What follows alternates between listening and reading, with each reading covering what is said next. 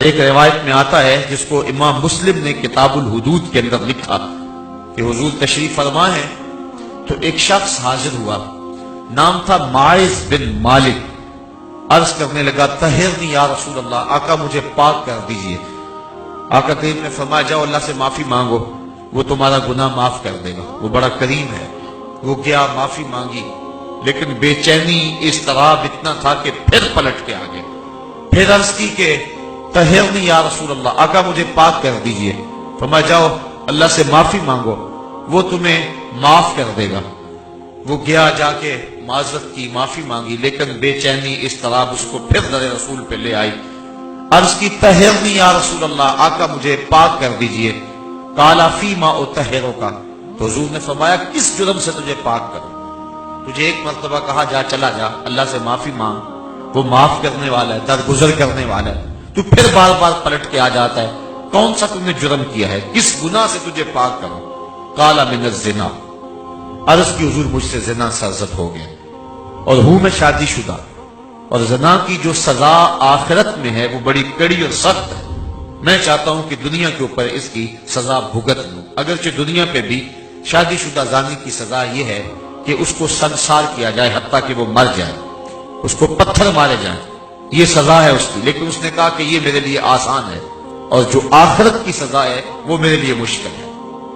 حضور نبی رحمت صلی اللہ علیہ وسلم نے جبریل امین سے پوچھا کہ مجھے جہنم کے عذابوں کا تذکرہ سناؤ، تو انہوں نے عرض کی اخف العذاب، سب سے ہلکا عذاب جو جہنمی کو دیا جائے گا وہ یہ ہوگا کہ اس کا پورا بدن آگ سے سلامت ہوگا، لیکن اس کے پاؤں میں آگ کے جوتے رکھے جائیں گے، اور فرمایا یغلی منہما دماغہ، اس کی حدت، گرمی، شدت اور تپش اتنی ہوگی کہ جوتے پاؤں میں ہوں گے، لیکن اس کی حرارت سے دماغ پگھل کے ناک اور کانوں کے راستے سے باہر آ جائے گا۔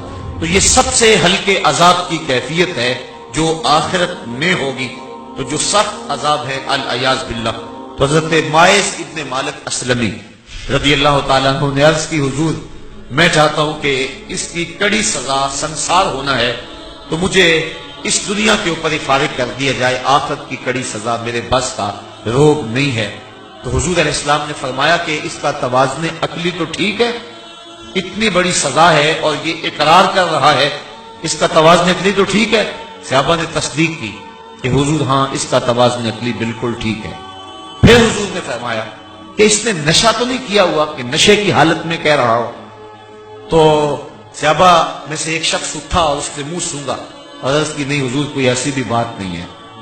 تو حضور اس طرح کوئی نہ کوئی بات کر رہے ہیں۔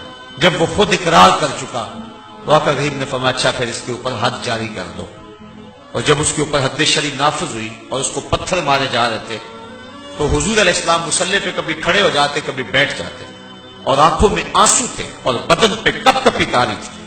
کسی نے کہا بندہ نواز خود ہی تو حکم دیا ہے اس کو سنسار کرنے کا اور خود ہی آپ رو رہے ہیں؟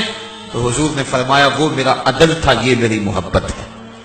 مبتلا درد ہو کوئی عذر روتی ہے آنکھ، کس قدر ہم درد سارے جسم کی ہوتی ہے آنکھ۔ عزیز علیہ ما عنتم حریص علیکم بالمؤمنین رؤوف الرحیم، تمہارا مشقت کرنا اس نبی پر گراں گزرتا ہے، تمہیں جب تکلیف پہنچتی ہے تو یہ نبی بے تاب ہو جاتا ہے۔